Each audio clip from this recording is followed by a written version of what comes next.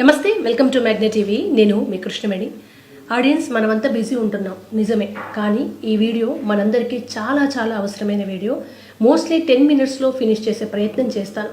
ఒకవేళ 1-2 నిమిషాలు ఎక్కువైతే ప్లీజ్ ఓపిక్గా వినండి. టైం లేకుంటే 1.5 స్పీడ్లో పెట్టుకునైనా వినండి. ఎందుకంటే ఇది ప్రపంచ సమస్య. అది మెల్లిగా చాప కింద నీరులాగా భారతదేశానికి వ్యాప్తి చెందుతున్న సమస్య.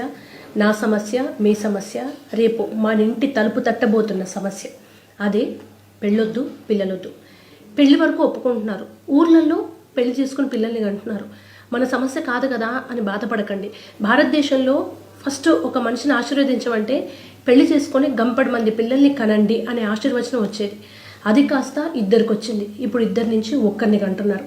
ఇప్పుడు ఆ ఒక్కరిని కూడా కనము, మా ఇష్టం, మేము పుట్టింది ఎంజాయ్ చేయడం కోసం అనే పరిస్థితికి వచ్చింది. ఈ కల్చరే డింక్ కల్చర్. అంటే డ్యూయల్ ఇన్కమ్, నో కిడ్స్. ఇద్దరం సంపాదించుకుంటాం, భార్యాభర్తలం, పిల్లల్ని కనం. ఒకసారి నేను మీకు ప్రపంచ దేశాలతో సహా ఉదాహరణలు ఇస్తాను.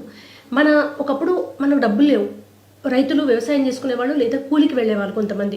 అయినా ఇంట్లో 10 మంది పిల్లలు ఉన్నా కూడా కలో గంజు గట్టుకో అందరం తాగి బాగానే బ్రతికాము, బాగానే పెరిగాము.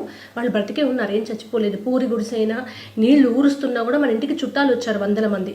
ఇవాళ ఇద్దరూ సంపాదిస్తున్నారు, లక్షల్లో ప్యాకేజెస్, హై రేజ్ అపార్ట్మెంట్స్లో, మెట్రోపాలిటన్ సిటీస్లో ఇల్లులు. కానీ ఒక్క చుట్టాన్ని పిలవరు, వచ్చినా వాళ్ళు ఉండడానికి వీల్లేని పరిస్థితులు ఉంటాయి. ఎందుకంటే జాబ్కి వెళ్తాం, మాకు ప్రైవసీ కావాలి అని. భార్యాభర్తనే సపరేట్ రూముల్లో ఉంటున్నారు. మనం సంపాదించి సాధించుకుంటున్నామంటే ఏమీ లేదు. భారతదేశం కన్నా అడ్వాన్స్గా ఉన్న దేశాలు ఏంటంటే ఏం చెప్తాం? Japan, Germany, China, Russia. అయితే అభివృద్ధి ప్రమాదంగా మారుతుంది అనేది నిరూపించబడుతోంది. అట్లాంటి డెవలప్మెంట్ ఆపుకోమని ఎవరు అనట్లేదు, కానీ ఎందుకో చెప్తా. జపాన్ దాదాపు దేశం కనబడని స్థితిలోకి వెళ్తోంది ప్రపంచ పట్టణంలో. ఎందుకంటే అక్కడ పెళ్లిళ్ళు చేసుకోవట్లేదు, పిల్లల్ని కనట్లేదు. విపరీతమైన వర్క్ ప్రెషర్. 8 గంటలను పిలిపించి 14 గంటలు 18 గంటలు పని చేపిస్తే మీరందరూ న్యూస్ ఛానల్స్ గూగుల్ ఓపెన్ చేసుకొని వెతకండి, యూట్యూబ్స్లో. టేబుల్ మీదే చనిపోతున్నారు వాళ్ళు. చాలామంది యువత పని ఒత్తిడికి.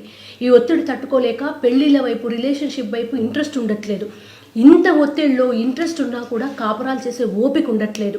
అసలు మేము ఇంత కష్టపడి పెళ్లిళ్ళు చేసుకుని వాళ్ళకి టైం ఎందుకు ఇవ్వాలి, పిల్లల్ని ఎందుకు కనాలి అనే పరిస్థితికి వచ్చింది. అక్కడ ఇంకొక కారణం ఏంటంటే, ఒక పిల్లాడు పుడితే వాడిని చదివించడానికి 3 కోట్ల ఖర్చు అవుతుంది. 3 కోట్లు పెట్టి మా పిల్లల్ని ఎందుకు చదివించుకోవాలి, పిల్లల్ని ఎందుకు కనాలని అసలు పెళ్లిళ్ళు చేసుకోవట్లేదు. రిలేషన్షిప్స్ లేవు, లవ్ అనే మాట లేదు. ఎందుకంటే మనిషి ఎప్పుడు ఒక ఫ్రస్ట్రేషన్లో ఒక రోబోలాగా బతుకుతుంటే ప్రేమ అనే దానికి తావు లేకుండా పోయింది. టోటల్గా నెక్స్ట్ జనరేషన్ అనేది అంతమైపోయింది జపాన్లో. ఇది అక్కడ గవర్నమెంట్ గుర్తించింది. ఇప్పుడు దాన్ని తగ్గించడానికి చర్యలు చేపడుతుంది. ఇన్ని రోజులు పని చేయండి, డెవలప్మెంట్ కావాలి, అభివృద్ధి కావాలి, కోట్లలో ఇన్కమ్ కావాలని చెప్పిన గవర్నమెంటే దయచేసి వారంలో 4 రోజులు పనిచేయండి, మీరు 3 రోజులు ఇంట్లో ఉండండి, మీరు పెళ్లిళ్ళు చేసుకోండి. చివరికి పిల్లలు పుడితే ఇక్కడ ఆడవాళ్లకు మెటర్నిటీ లీవ్స్ ఉన్నట్టుగా అక్కడ మగవాళ్ళకు కూడా, తండ్రికి కూడా లీవ్స్ ఇస్తున్నారు. అంత ఎంకరేజ్ చేస్తున్నారు, యాప్స్ పెడుతున్నారు. ఎంతగా మోటివేట్ చేస్తున్నా మేము పెళ్ళిళ్ళు చేసుకోనే పరిస్థితి వచ్చింది. చివరికి ఇక్కడ మ్యాట్రిమోనీస్ పెట్టినట్టుగా సంబంధాలు చూడడానికి సంస్థల్ని పెడుతున్నారు. అయినా కుదరట్లేదు. వీళ్ళు పిల్లలు పుట్టకుంటే ఏమవుతుంది? ఇప్పుడు ఆ కల్చరే మందాకు కూడా వచ్చింది. ఊర్లలో లేకపోవచ్చు, కానీ మేము పెళ్లి చేసుకోము, ఉన్నది ఒకటే లైఫ్, దీన్ని ఎంజాయ్ చేయకుండా ఎందుకు, నా ఇష్టం వచ్చినట్టు తింటా, తిరుగుతా, నా డబ్బులు నా మీదే ఖర్చు పెట్టుకుంటా. ఇవన్నీ చేసి 40 ఏళ్ళు బాగుంటుంది, 50 ఏళ్ళు బాగుంటుంది, 60-70 ఏళ్లకు సరే పిల్లల్ని చూస్తారో చూడరో కాదు. జపాన్లో ఇప్పుడున్న సిచ్యువేషన్ ఏంటంటే మొత్తం ఇల్లులు రెంట్కు, తక్కువ రెంట్కు 50% తగ్గించిస్తామంటే తీసుకోవడానికి లేరట. ఎందుకంటే కేవలం ఇప్పుడు నేనే ఉన్నాను, నేను పిల్లల్ని కనా అంట, బాగుంటుంది. కానీ 60 ఏళ్ల తర్వాత నన్ను చూసుకోవడానికి ఎవరు ఉండరు, నెక్స్ట్ జనరేషన్ ఉండదు. నా పై వాళ్ళందరినీ నేను చూసుకుంటా. అలా ఒంటరిగా మిగిలిపోయిన వాళ్ళందరూ వృద్ధులై చివరికి రూముల్లో వాళ్ళు చనిపోతున్న విషయం కూడా పక్కింటి వాళ్ళకి తెలియలేని పరిస్థితుల్లో ఎంతోమంది జపాన్లో లక్షలాది మంది సంవత్సరానికి చనిపోతున్నారు. 15 లక్షల పైచిలకు యువత రూముల్లో ఒంటరిగా ఉంటూ డిప్రెషన్ అని తలుపులు పెట్టుకొని నెలలు బయటికి రాకుండా చచ్చిపోతున్నారు. టేబుల్ మీద వర్క్ చేస్తూ చచ్చిపోతున్నారు. మనం ఎటుపోతున్నాం? ఈ పెళ్ళొద్దు, ఎంజాయ్ చేస్తా, ఉన్నది ఒకటే లైఫ్ అనే కల్చర్కి వెళ్తుంటే చివరికి మన అమ్మ నాన్న ఉన్నారు, మేము ఉన్నాం, నెక్స్ట్ కింద జనరేషన్కి లేరు. పైన ఉన్న వాళ్ళు మనకన్నా ముందే చనిపోతారు, ముందు తరం లేదు. మిగిలేది ఏ తరం? ఒకటే తరం. ఒక 50 ఏళ్లలో ఇదే కంటిన్యూ అయితే జపాన్ అనేది ప్రపంచ పటంలో ఉండదని సైంటిస్టులు చెప్తున్నారు. అందుకోసం జపాన్ ఇమీడియట్గా ఏమేం చేస్తే పెళ్లిళ్ళ వైపు పిల్లల వైపు వెళ్తారు అని అన్ని రకాల పథకాలు పెడుతున్నారు. సరే వాళ్ళు ఏదో ఒకటి చేసి డెవలప్ అవుతారు. కానీ మనం రష్యాని చూసి, జపాన్ని చూసి, జర్మనీని చూసి, చైనాని చూసి నేర్చుకుంటే చైనా పరిస్థితి కూడా అదే, రష్యా పరిస్థితి కూడా అందుకే దగ్గరగా ఉందంట. నెక్స్ట్ భారతదేశమే అంటున్నారు. ఇప్పటికీ మన జనాభా విపరీతంగా ఉంది. కానీ ఐటీ కల్చర్ వచ్చిన తర్వాత ఈ ఐటీ జాబ్స్ అని చేస్తే పెళ్ళిళ్ళు చేసుకున్నా, పిల్లల్ని కనాలని అనుకుంటున్నా కూడా పిల్లల్ని కనే సామర్థ్యం అబ్బాయిల్లో అమ్మాయిల్లో తగ్గిపోయింది ఆల్రెడీ.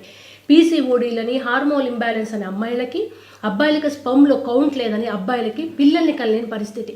ఊర్లలో అరుగు మీద కూర్చొని పొలం పనికి వెళ్ళి ఇంటి దగ్గర ఫ్రెండ్స్తో తిరిగి రోజు బీడీ కొట్టేవాడు 10 మందిని కనేవారు. ఆడవాళ్ళు ఇంటర్ చాకరీ చేసి 10 మందిని కనేవాళ్ళు. ఇవాళ మీరు ఒక్కసారి ఆలోచించండి, ఐవీఎఫ్ అనే పదం ఉందా? 20-30 ఏళ్ల క్రితం వరకు సరోగస్ అనే పదం ఉందా? వద్దంటే పిల్లలు పుట్టేవాళ్ళు. అట్లాంటిది కావాలని తపస్సు చేస్తున్న హాస్పిటల్స్ చుట్టూ తిరిగిన పిల్లలు ఉండట్లేదు. ఒకరో ఇద్దరో పుడితే ఆర్టిఫిషియల్గా ఐవీఎఫ్ల ద్వారా, హాస్పిటల్ ద్వారా ఆ 9 నెలలు ఒక్కొక్క రోజు ఒక్కొక్క యుగంలాగా ఎందుకు కనాల్సి వస్తుంది?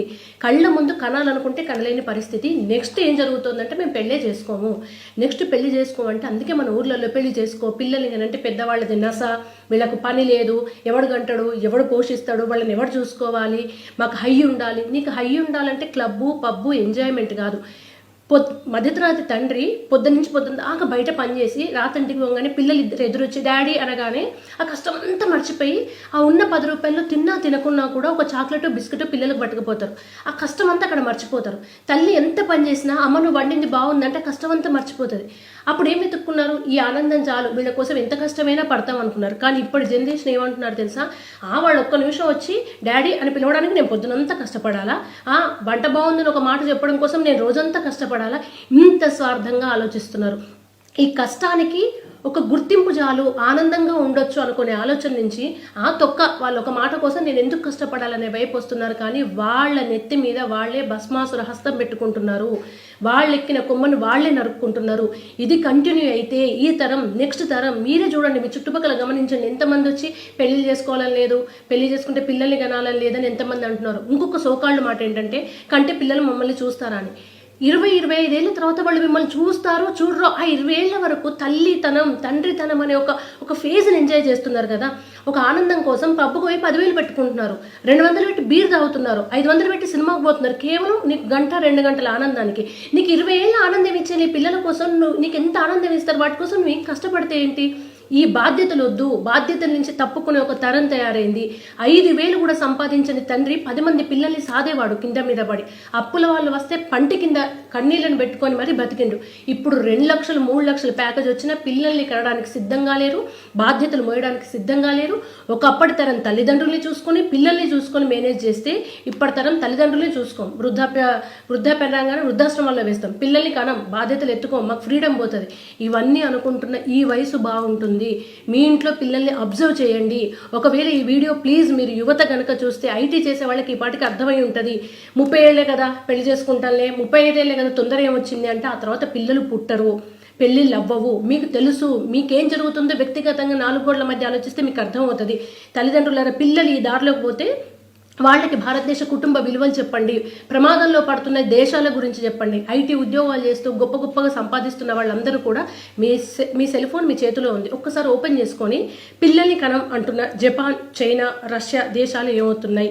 ఐటీ అంటూ 24 గంటలు జాబ్ చేసి ఎక్కడో వీకెండ్ ఏ స్విమ్మింగ్ పూల్, ఏ గోవానో, ఏ సముద్రాలు అని వెళ్తున్న మనకు నిజంగా ఆనందం ఉందా? ఒకప్పుడు మన ముందు తరం ఎందుకు ఆనందంగా ఉంది? 10,000 రూపాయల్లో ఎందుకు పిల్లల్ని కన్నారు? ఎందుకు బాధ్యతల్ని నవ్వుతూ తీసుకున్నారు? ఎందుకు చుట్టాలతో పెళ్లిళ్లలో, ఫంక్షన్స్ లో కలుపుగోలుగా ఉన్నారు? మనం ఇవేమీ చేయకుండా ఎటు పరిగెడుతున్నాం? ఈ డబ్బులన్నీ ఏం చేస్తున్నాం? ఎండ్ ఆఫ్ ది డే మీ కోట్లున్నా, బెంజ్ కార్లో తిరిగిన, హైరేజ్ అపార్ట్మెంట్లో ఉన్నా ఎవరు వస్తున్నారు మీ దగ్గరికి? మీరు చచ్చిపోతే పాడమొయ్యడానికి 4 వస్తున్నారా?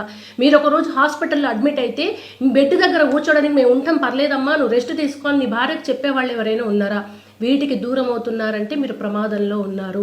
దయచేసి పెళ్ళొద్దు, పిల్లలొద్దు, మేమిద్దరం డ్యూయల్ ఇన్కమ్, నో కిడ్స్ అనే కల్చర్ వైపు వచ్చే ముందు కుప్పగూలిపోతూ దేశ అస్తిత్వం కోసం పోరాడుతున్న జపాన్, రష్యా, చైనాను చూడండి. తదుపరి మన భారతదేశం ఉండే ప్రమాదం ఉంది.